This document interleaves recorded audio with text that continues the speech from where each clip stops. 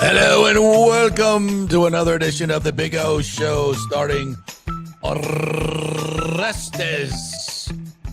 Destrade. I am your host, JP Peterson. We're going to talk some baseball, World Baseball Classic and Rays baseball for the next hour. So sit back, relax. It's baseball season, baby. Hey, buddy. How are you? Fantastic. Muy bueno. Muy bueno. Que bueno. Well, listen, it is World Baseball Classic season, so you need to, mix in different languages and say muy bueno,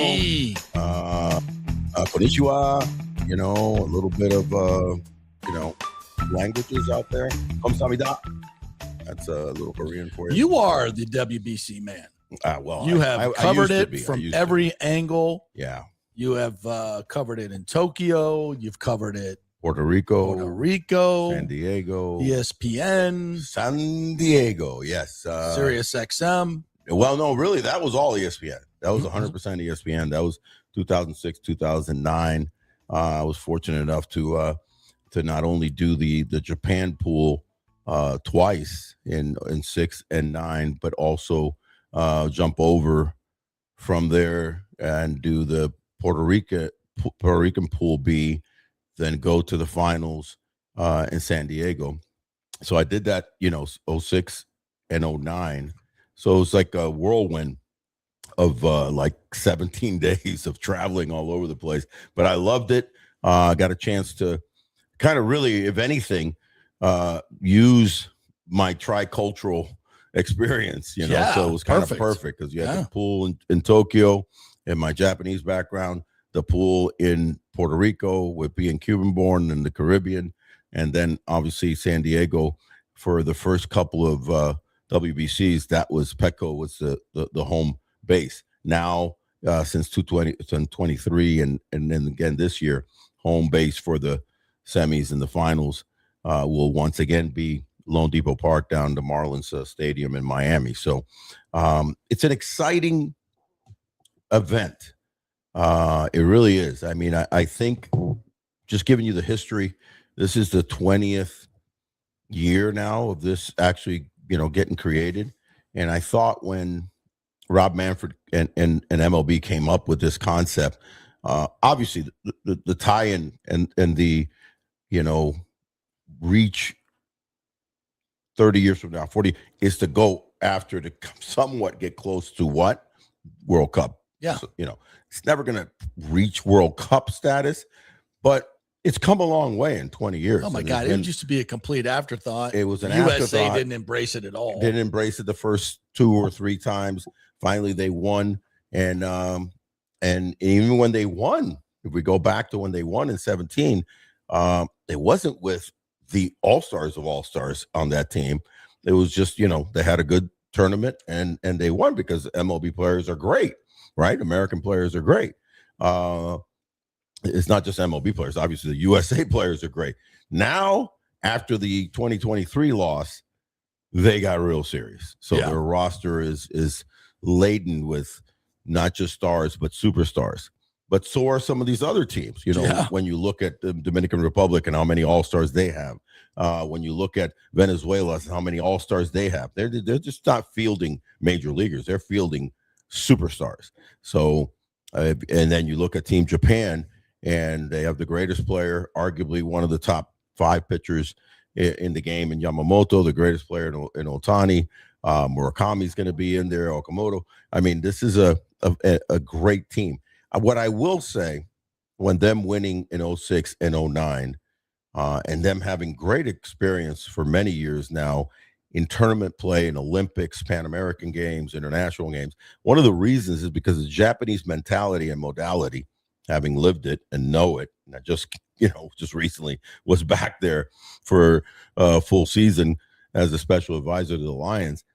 They train, play, think so connected as a team that when you get in a tourney, when you get in a March Madness type situation where it's a shortened, one and done potentially type thing, they're really, really kind of in tune. Yeah. So they have great team unity, even though you're getting guys from different MPB teams, right? And also major league teams. that they come in, they all buy in. And the key to these type of shortened tournaments, not the marathon of a season, is how quickly do you buy in? And then secondly, how fundamentally sound do you play as a team? And those are two huge things that they do so well. Hence, they've won 3 times. Yeah. I always find that such a hard thing in baseball to kind of pinpoint is how playing as a team, right? Because it's such an individual sport. You're playing an individual sport as a collective almost. Sure. Because there's so individual matchups, pitcher versus batter. There's but when you're playing defensively, it's not like, there's help defenses like there is in basketball as you come together as one. Or in football too, for that matter. Football, it's like you ball's hitting your area, you better go get it. Yeah. It's on you. So how does it all come together how does the collective come together as a team and make better? Well, number one, it's the Japanese are notorious for a lot of team meetings, and a lot of their big word is WA, which is unity. So, in fact, it's a famous book written by Robert Whiting, who's lived in Japan for over 40 years, and it's in fact, the book is entitled "You Got to Have WA," and talking about baseball and the history of Japanese baseball. And one of the huge things that when I first stepped foot over there and started realizing it was that everything is done and tried to be done as if the players are one nucleus. And even though you are individual in the modality of the game, there's like a symbiotic, relationship. Very hard to do. Usually basketball, you're right. Football, you get it more because there's like this different camaraderie.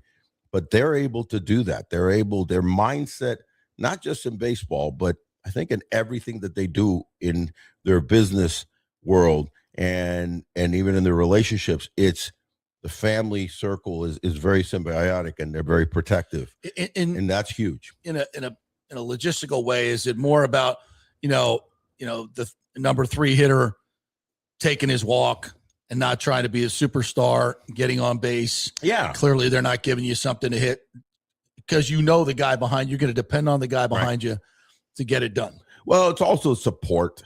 You know what I mean? There's a greater support because there's not a me, I type of feeling. They have this incredible thing that I learned very early, which is the Kohai Senpai attitude. The Kohai is someone who is younger than you. Senpai is the person that's older than you. So it plays out even in the baseball world as far as like you respect an older player. And then the big word I feel that the Japanese embody is sacrifice. Mm-hmm. And it's actually a part of a baseball game. That's right. It's a sacrifice bond. Yeah. So they sacrifice a lot and they give in order to someone else maybe be the hero, or just it's just a beautiful kind of a symphony of how they play the game. And of course you're going to have individual superstars. We had them on my team in the 90s, and not only myself, but our best all-around player was a guy by the name of Koji Akiyama, a center fielder with power, speed, arm, all 5 tools. Would have been a superstar in the major leagues, hands down. No problem, no question about it. You can ask anybody that played and saw Koji in the 90s, they would have said he would have been an all-star in the major leagues. That wasn't the time for them to come out. It came out later. We've talked about Nomo and him, making that huge, just almost pioneering, chance-taking scenario. So, but the bottom line is that Koji, even though he was our superstar, there was, this thing about him that was very humbling, and he was very good to all the other younger players or the other players that weren't as good as him, and it kept it in this team unity. I always said to my interpreter, especially early on, damn, we have a lot of meetings. There was just so many meetings. Yeah. At the level of like football, how football has. Yeah, they meet every day. They meet every multiple times. Yeah. Multiple times. And in football, by the way, I'm not going to tell you, but those who don't know, the meetings are like, then they only have a team meeting, but then you get broken up into fragments in the individual rooms. We did the same thing. We had baseball. Wow. We had hitting meetings. We had starting pitcher meetings, bullpen meetings. Those guys met. The catchers then met. So there was always this kind of thing, and then we come back to, and you're getting analytics information. And you're getting analytics information. We're watching video like crazy, dude. It was run like a football, like an NFL camp, all the time, or an NFL season, because we would do that regularly. So that's what's going on right now with Team Japan. They're preparing and studying every aspect. That's a winning edge. That's a winning edge, man, because you're not just walking in and going, hey, and I'm so and so, and I'm great. And just coach, just tell me, where do you want me? Like Team USA, they're not spending that much time breaking it all down. They're breaking it down. Don't think they're not, because of the advent of technology. Yeah. But it's beyond that. I think, again, it becomes how close can you get? I think of a team like OKC and what they've been able to do. Not only are they talented, but if you ever watch them, how, again, I'll use the word of symbiotic, that these guys were, even after games when they're interviewing the star player of that game, their teammates are behind those guys, the guy who's getting interviewed, and they're pumping him up. All those things, believe it or not, I think, some people might say, oh man, that's kind of college kind of type thing. I still feel like even at the pro ranks, it pays dividends and plays well, because then you're all in sync. You win together, you lose together, you train together, you eat together. There's something to be said about that. Interesting. All right, we're going to get to some Rays news as well here, but we're going to hit the WBC hard here first. I'm going to put up the actual graphic here that you sent me. The brackets. We got brackets. This is March Madness in baseball. It is. Yes, it is. It's listen, and the brackets are very interesting, because the way that it's broken up, for those that don't know, there's different pools. There's pool A, pool B, pool C. You can see all that on the screen right now. On the screen. So for when you break it down, pool A, which will be in Puerto Rico, has the formidable Puerto Rican team: Cuba, Canada, Panama, Colombia. All five, believe it or not, those are good teams. Are good teams. That's the deepest pool. Might be the deepest pool. Cuba should they're just a veteran of tournament. They had a very disappointing 2023 where they didn't advance. Puerto Rico's got studs on their team. Team Canada's looking for revenge, because they kind of have not looked good the last several WBCs, and they want to show their wares. But the bottom line is, I think it's going to be Puerto Rico and Cuba coming out of that pool. The pool B now, you go into United States. This will be in Houston. Mexico, which is always a difficult, opponent. Yeah. And they really play well in these type of tournaments. They have a lot of energy. They have great pitching. You're going to have a Rosarena back again.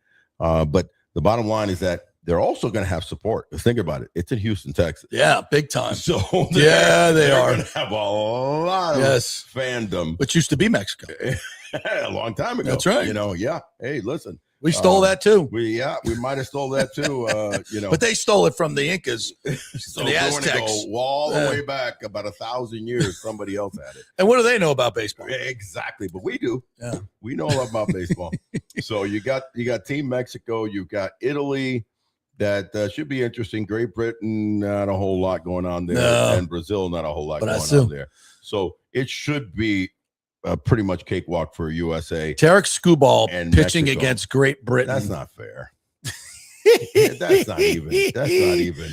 Well, anybody even those limeys make contact? Not a one. That's a tough one. Paul Stewart, I'm talking to you. Ex Great Britain baseball player. They got no shot. Like, what is the Vegas? It's off the board. Yeah, it's off the board. There's not even a number we could put on that to entice any betting on that. So those two pools, Mexico and U.S. go through there. That's pretty certain. Should go through. So then you're going to have in the quarterfinals. You should have, if I'm a betting man, Puerto Rico, Cuba, USA, Mexico. So there would be a nice quarterfinal. That could be USA versus Cuba in the quarterfinals. And that because you see how they line up here: Pool A, Pool B, runner up, Pool B winner. And that'll be in Houston. So the U.S. will be we project them to be the Pool B winner, but Mexico could win that, and they'll be Pool A runner up, which could be Cuba or Puerto Rico. Right. So that'll be a freaking Donnybrook. Yes. And then quarterfinals. Then the semifinals, we move to Miami. To Miami. Yep. So in Pool C and D, you've got a good one in Pool D. Not as much in Pool C. In Tokyo, it'll be Japan, Australia, Korea, Chechnya, and Chinese Taipei. That's Japan and Korea going through there, right? And I'm going to give some props to my people over there. Chinese Taipei, also known as Taiwan. Taiwan. So I know that China forces them to go by Chinese Taipei. In case you're wondering, AOC, it's Taiwan. They do not like that, but they have to do it. And they do. But Taiwan is formidable, but there's no doubt that Japan and Korea should and will advance in those. Now, our graphic is obscured by our wonderful Texas Roadhouse Wesley Chapel. Nice. Sponsor how graphic, so we can't really see who's in there, and I don't know how to change it. So, but how apropos? Yes, absolutely. It's our boys. Yes, absolutely. Great place to watch the WBC, the Texas Roadhouse Wesley Chapel, in the bar area there. Yeah, have yourself. You might sit right down to next to some big Cuban who's yelling and screaming, having a big old steak. And big old might be a gringo next to him too. A big old Cuban, having a bigger steak. Born American that yes, that will not be pulling for Team Cuba. By the way, that's maybe for another conversation. Yes, yeah. But I will not maybe someday. Be pulling. Maybe someday. Bro, I'll tell you what. And I can't. Today. Was it? Yeah, it was 06. Circling back to the first one, it ended up being the finals in San Diego at Petco Park, and I was covering that. The whole thing. Was lucky enough to do a 3-man booth with the likes of Dan Schulman and Oral Hershiser. Wow. And just phenomenal time that I had with Boog Chambi in Tokyo, and it all came down to Japan versus Cuba in the first finals of the 2006 WBC. Yeah, I remember that, yeah. And brother, was I like, please don't let them win. Please don't let Cuba win. Yeah. I just did not want them to win because I didn't want to give the props to that regime. Hell no. And have them say, see, we're the best in the world and blah, blah, blah. And thankfully, Sadaharu O's team, ended up, and Yu Darvish, Ichiro, etc., pulled off and deserved win.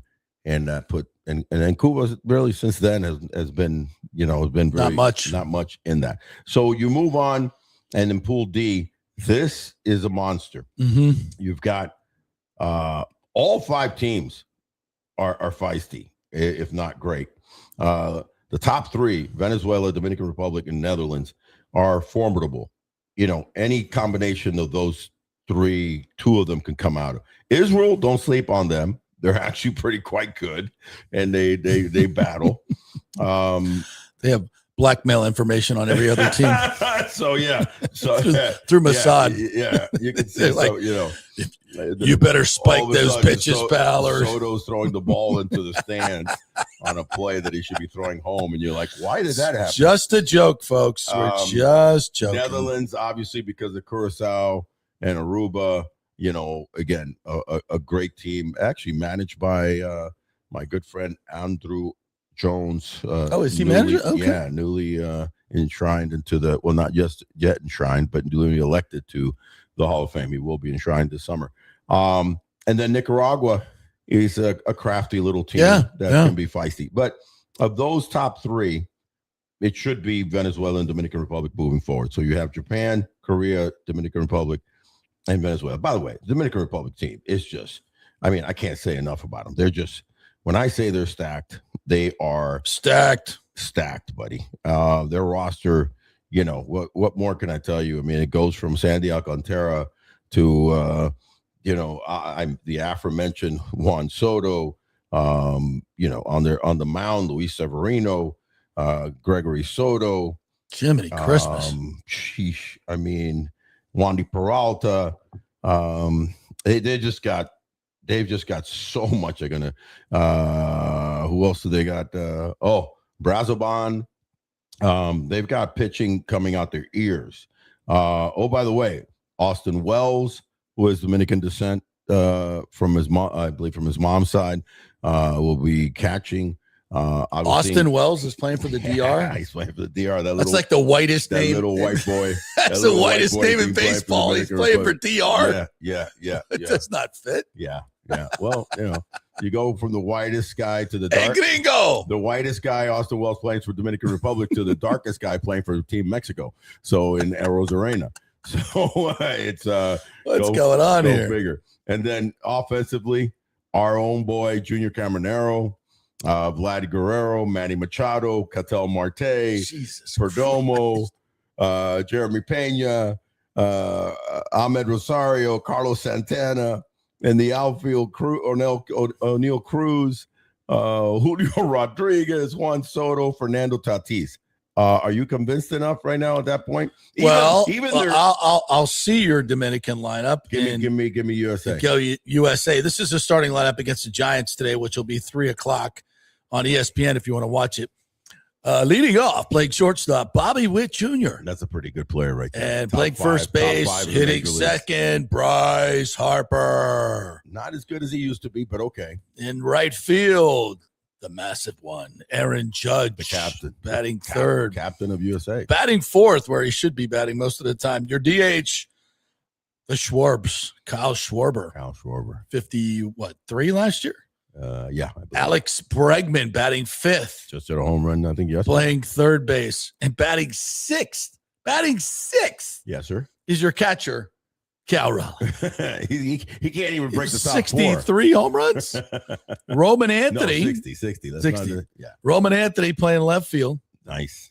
Byron Buxton will be your center fielder. All-star. Yeah, and Bryce Terang, second base. Wow. Platinum glove. Damn, that's a gold. Yeah, that's a hell of a defensive team right there. Yeah, that's a really good defensive team. Yeah. So when you break Skeens is on the mound today. And when you break it down, it should come down to what I think will be on the 1A and B side. U.S. probably going up against maybe a Puerto Rico in the quarters. In the quarters. Yeah. Or Cuba. And then or maybe and Mexico. Let's not forget about Mexico. So, but USA should run the gamut on there in their pool play. And then on the flip side, I think you're going to end up having a head-to-head between Japan and Dominican Republic because it's set up beautifully in the quarters or the semis. In the semis. Okay. In the semis. I think the top four are going to be USA, Dominican Republic, Japan. And then that fourth one is a little bit tricky. I don't know. Coming out of Pool A and B? Yeah. I think Mexico. I think I'm leaning towards Mexico, which they did last time. Were able to advance. So U.S., Mexico, Japan, Dominican. Yeah. And the final four. U.S. takes care of Mexico. And then that Japan, Dominican. Flip a coin. See, here's the catch with that. If it's, U.S. should run the gamut, right? And if they played Japan, if Japan beats Dominican Republic, if that is what on paper is what it should look like, that's, rematch, revenge game. You know what I mean?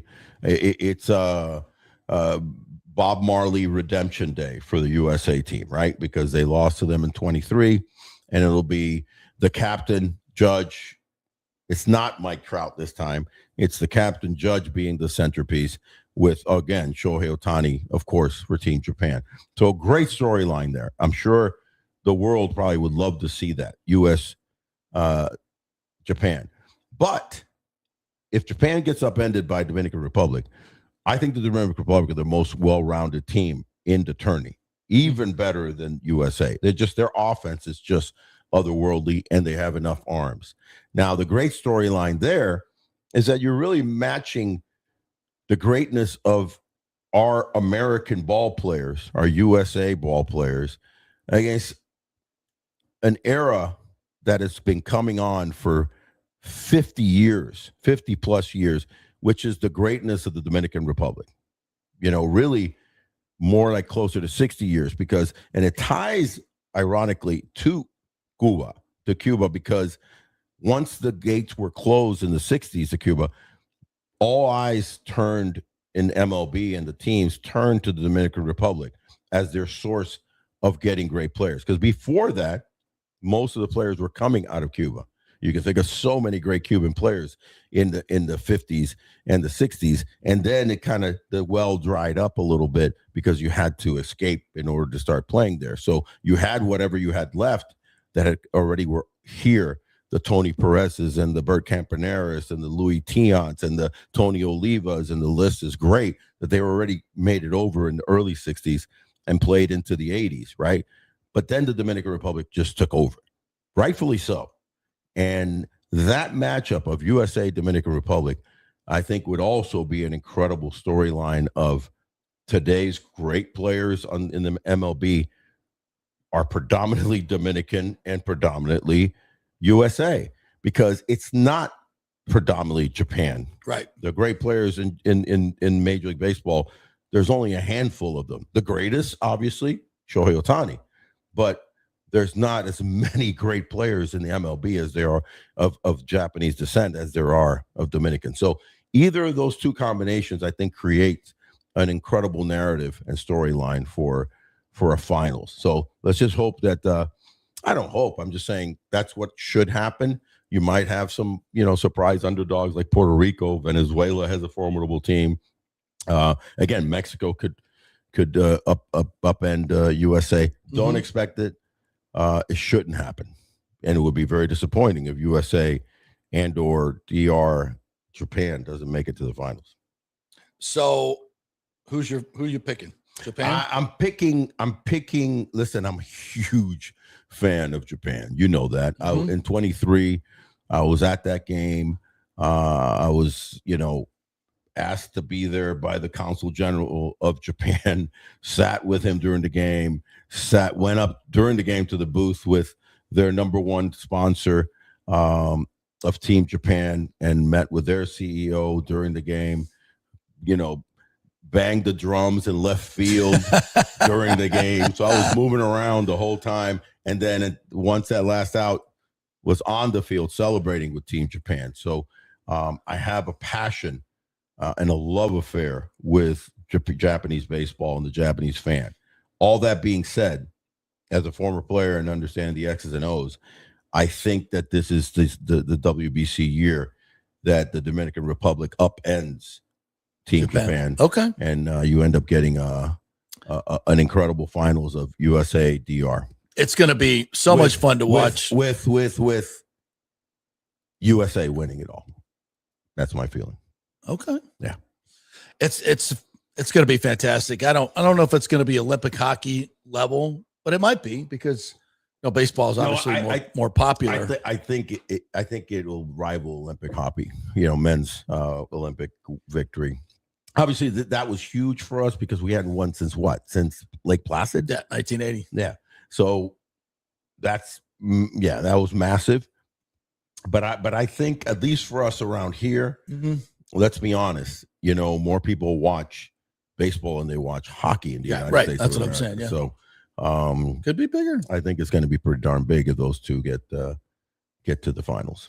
All right, let's go to and let's thank our sponsors, Texas Roadhouse Wesley Chapel, where we'll go watch some of those WBC games if you would like to. Right there, just off of 275, right near Wiregrass Malls and the outlets. So if you're ever over there in that area or you live up in that area, you got to stop at Texas Roadhouse Wesley Chapel. The best, man. Best service for that level and genre of restaurants. It's phenomenal. The food is impeccable. The comfort food is for a comfortable price, as I say. Love it. And the location is outstanding. I mean, when you think about it, the location right there off of Highway 56, so much growth out there, so much more accessibility to get there. And that really, talk about segueing, but that segues us to that's going to be an area that's going to benefit from the Legacy Stadium. Yes, because they're going to just shoot right on down. There's so many fans, so many people are living in that corridor, growing exponentially. In that corridor of Bruce B. Downs, and then you turn left onto 56, and then you're going out towards Lutz and out towards Land O'Lakes and out towards Odessa. That whole corridor, almost like an L. Yeah. So many people that are going to be coming to They're Rays coming games. down 275, from the Wesley Chapel area. It's going to cut off 30, 45 minutes. Coming down for the veterans. Coming down for the veterans, going to cut Coming off down 30 from Dale minutes. Mabry directly down. That's why this central location is so freaking important to all this. Yeah. And by the way, tonight will be the first of 3 public forums for you to make your voice heard about the new stadium. It will be at HCC or HC, I guess, Hillsborough College in the main auditorium. Plenty of parking available, 6:30 to 8 o'clock. Big O and I are we're going to be there, strongly considering. So we'll pop in. Yeah. In fact, we're going to get there. I'm going to try to get there a little early, and maybe interview some of the fans. I think that would be super great. You'll be signing autographs. Yeah, let's just talk to kissing babies and get and I do that very well because I got big hands, so I don't drop babies. I'm good. If you put your baby in my hand, you can juggle. I can juggle 6 or 7 of them. No, let's not go 6 or 7, but like 3. If you have 3 small children, I can juggle them. But it'll be fun. Hey, big old juggling your kids. Oh, yes, we can do that. So I think it'll be interesting. This will be the first one, and then I'm going to have two next week on Tuesday at Jefferson High School, and then Wednesday at the Skills Center. I'm curious about it. The Rays have had these public forums year in and year out, mainly, in fact, I think solely in the St. Pete area and in the Pinellas County area. I don't remember them having it in Tampa for any reason or any time. When they were selling that 2-stadium bullshit in Montreal, Brian Auld was out. A poor guy. I felt sorry for him. I went to one of them. Yeah. And people were like, he's trying to explain how this is going to work. How this is going to work and be good for this community. How could that be good? Yeah, this is a positive. But anyway, so this is kind of a big deal because it's the new ownership. And I'm looking forward to hearing what the fandom and the community people are going to come in there. These are obviously going to be people that love baseball, love this area, and love the Rays. Or hate the Rays. Yeah, I'm a little scared because people that like it won't get off their couch. People that are up in arms about it will. It's just the nature of the part of that is that you get some lively people that just want their 15 minutes or their 5 minutes. Yeah. But hopefully it'll be engaging and informative, and that's what I'm hoping for because the engaging part, the informative part, needs to come from the Rays, right? From the team, from Ken Babby and co. The engaging part is what questions and what creative, thoughts and questions does the public have, right? To say, how is this going to work? What's the breakdown of the taxes? What are you going to, what are you planning to do in the coming years? Even in the next couple of years, what's the thought process here? So I think this is the start of something very, very positive. And other Rays news, as Alejandro Noriega points out, Sugar Shane is back on the mound, and I can't wait to see how he does through today's games. I will say this, boys. I know I kept bringing up Verlander and Scherzer before, but glad to see both this week. Yeah, listen, this is all about Sugar Shane, man, and I can't wait to see what happens today. He's pitching right now as we speak. Right. Well, he just got through first inning. He gave up 1 hit, no walks, no runs, no nothing. Just 1 hit and got 3 outs.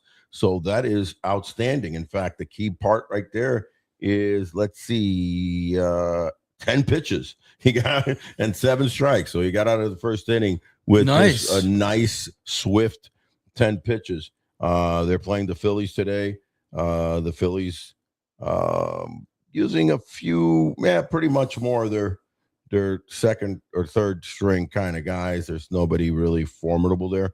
I'll take that right now. You know what I mean? I'll take him just getting out there, getting back. He's been pitching simulated games. He's been pitching in the backfields against live batting, if you will, simulated. But this is big for him. Will he go 2 innings today? What do you think? I would think it's not about the innings. It's about 10 pitches. No, it's about how many pitches. So I would think that they probably want to give him about 30 pitches. So and get him up and down. Getting up and down a couple times. So if he can go, 15 the next inning, that's 25, probably go into the third. If he has a nice, swift 15, 16 pitch inning, I would think that he would go into the third and maybe get one more out. Listen, if we could see him pitch 30, 35 pitches, that would be enough for me. I mean, hell yeah. And just get up and down a couple of times. That's the key. It's funny that you say up and down, because I think that's the big part of getting back into the fold. Number one is having quote unquote real game action, not backfield, sim game stuff. It's real game action with fans and the whole preparation. Hitter in the box. Hitter in the box. He's had hitter in boxes already. He's been doing that for the last, week and a half, 2 weeks.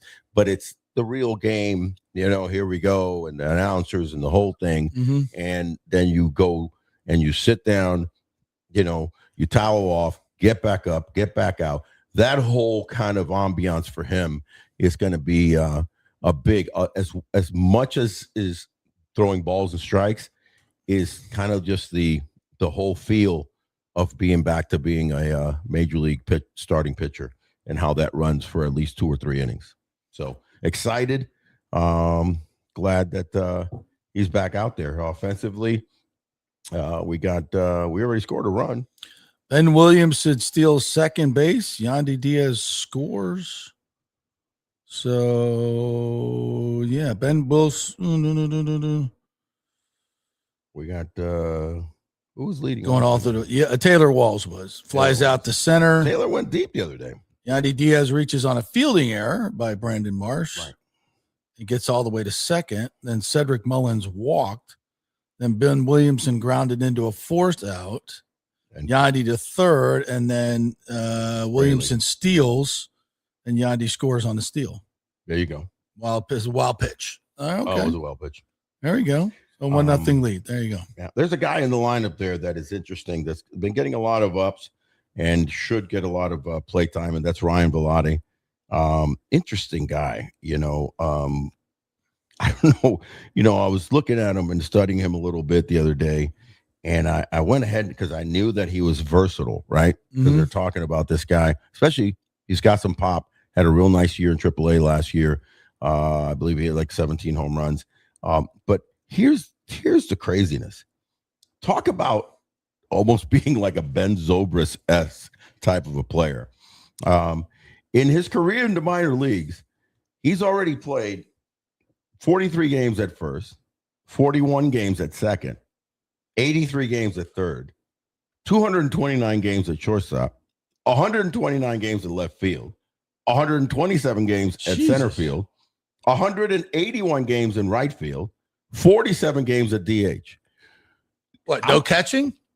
Other than catching or pitching, this guy has had experience and innings. I used to do that at Florida State. They let Buster Posey go play every position everywhere because he could. Yeah, because he could.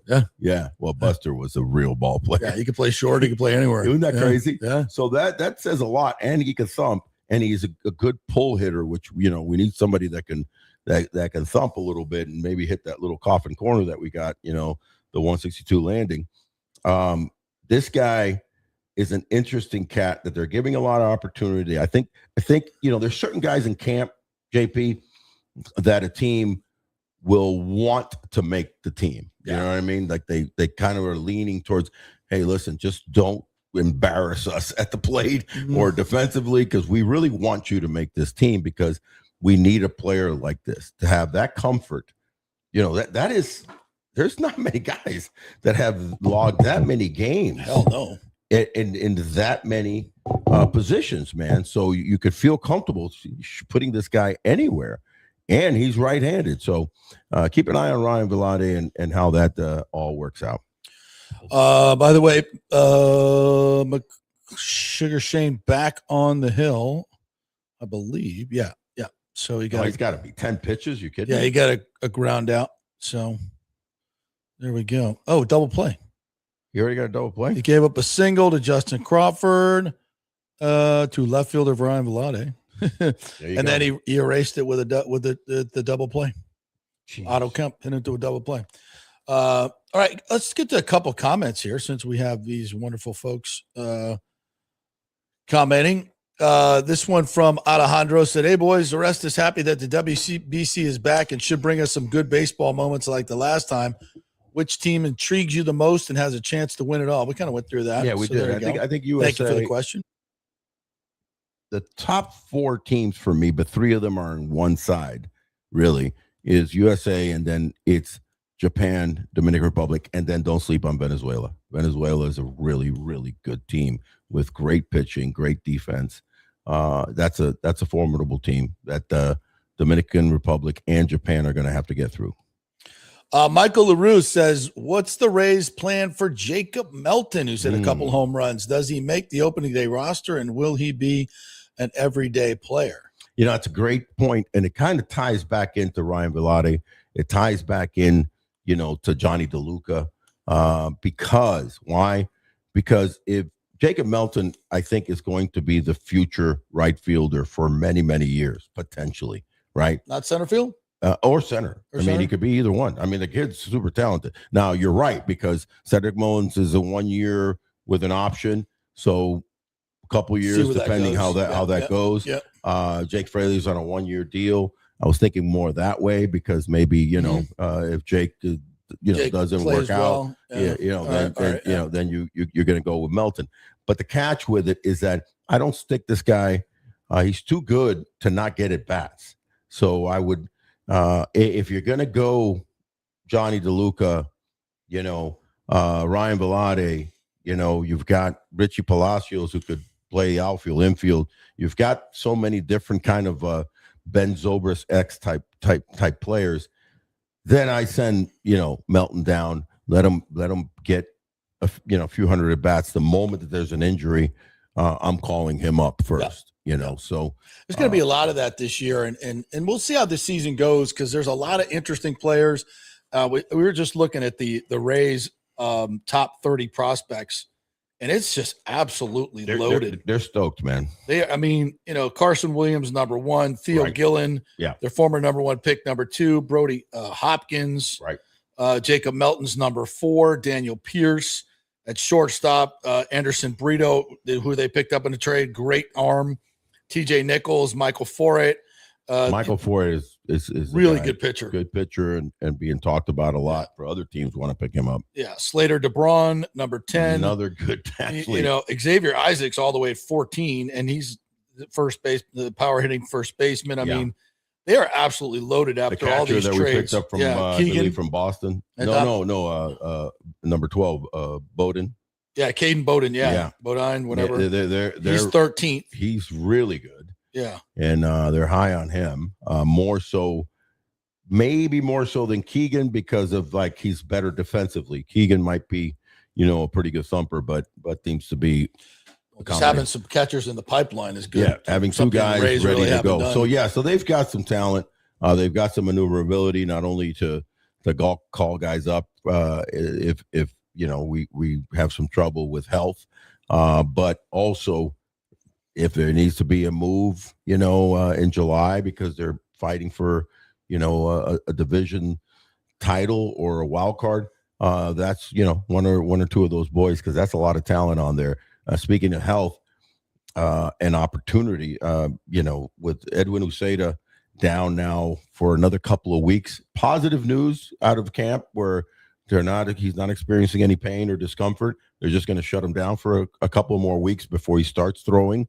So if you do the math, I don't see him starting the season and going to the cold country up there of Milwaukee and Minnesota. Probably wait. Why do that? Smart. Just hold him back, at the Trop or at Port Charlotte, continuing to get on track. He's a big piece. You don't want to screw massive that up piece. Early. And that's where Baker steps up, and has to be like that third piece to the 3-headed closer role, which is I think will be number 1 Jax, number 2 would be Uceda, but now Clevenger kind of falls into that second. Clevenger, Baker fall into the second, 2 and 3.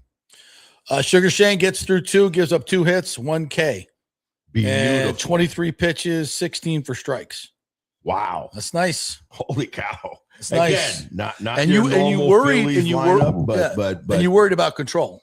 Having taken 2 years away, you worry about control. You worry about cadence. You want that pace, and you want. And one of the things that he was, the type of pitcher, is that, he didn't mess around. He was always, give me the ball, let's go.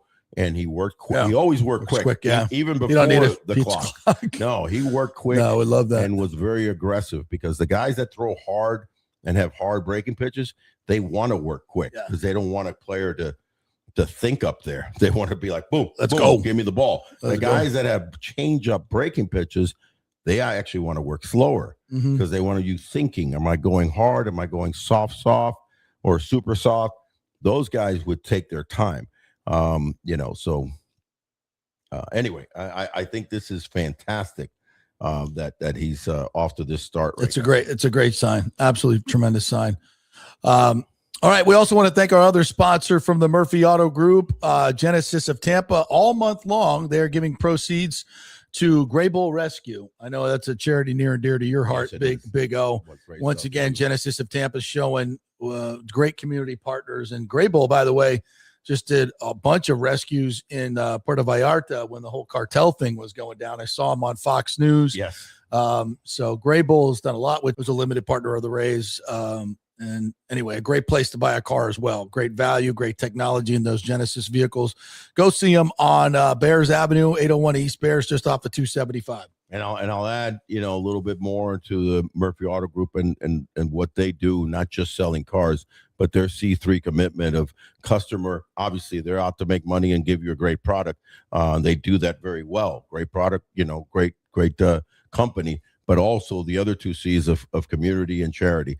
Just came back with Mike Murphy and his fine crew. We went to Augusta, where he owns several other dealerships over there, and we hosted for the fifth year the fifth annual HBC Classic. So it was a high school baseball game and the main event, which was benefiting Payne College, an HBCU school, versus Morris College, and it was phenomenal, well backed, and we're raising more and more money for Payne College every year with that.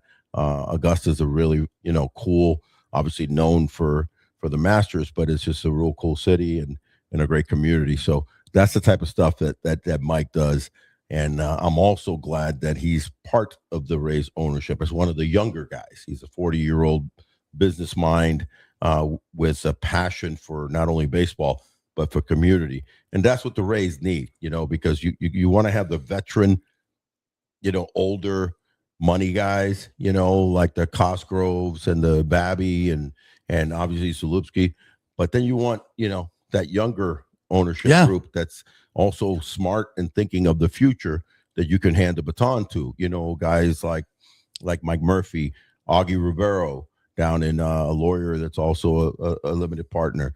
That's also the future, because this is a legacy deal, man. Yeah. This is for generations to come, our kids, kids, and then, start winning not only, on the field, but in the community. Yeah, absolutely.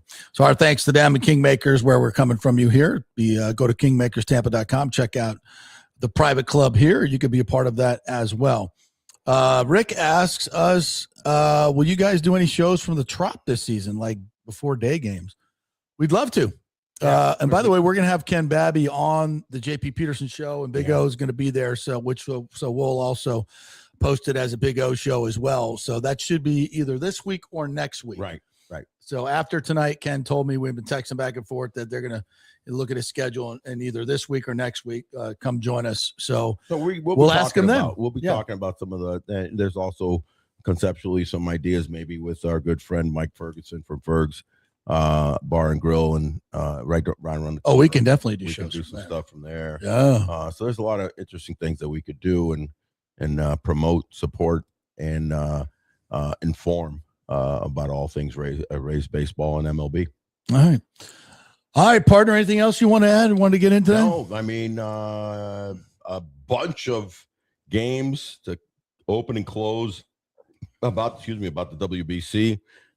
Yankees up 2-0 on Team Panama. A slew of major league teams are playing against a slew of WBC teams as exhibition games. So the Yankees up 2-0 against Panama. Pirates are taking on Colombia. Orioles 2-1 over Netherlands right now. Blue Jays 2-0 over Canada. It's 0-0 Marlins Israel. Mets are taking on Nicaragua. Athletics playing Brazil. Royals playing Cuba. Cubs playing Italy, and our good old USA is down in Arizona playing the Giants, the San Francisco Giants. So, let's not forget Great Britain, our dear partners over the pond. They're playing the Brewers. Mexico's got the D-backs. And then in a really cool couple of games, Puerto Rico's playing the Red Sox over here in Fort Myers. Fort Myers, okay. Fort Myers, yeah. But the Tigers are playing a storied, historic game in Santo Domingo. So they flew over to DR. They flew over to DR. They're playing this evening, and they'll play one more game tomorrow afternoon. And that's kind of really special for the Tigers and MLB to play team Dominican Republic. So that's pretty good. One more. Venezuela is visiting the Houston Astros. So that's that's later on tonight at 6:00. So it is WBC time. WBC day as far as exhibitions. Very exciting.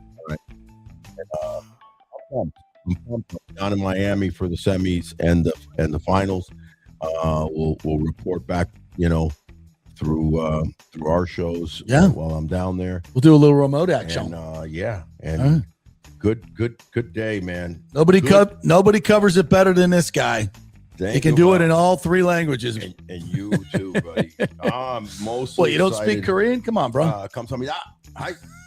No, the hi is Japanese. No, I do not speak Korean. I can know a few words, but I don't speak it. Slacker. I am a slacker. But well, enjoy the games, everybody. Enjoy spring training. We will be back on Friday with more Rays updates, and we'll see you tonight. If you're heading on over there, come say hello. To the we'll interview you at Hillsborough College, 6:30 to 8 tonight as the Rays do their presentation. So it should be fun. We'll see you there. Sugar Shane, stay tranquil and Shane. Come on, baby.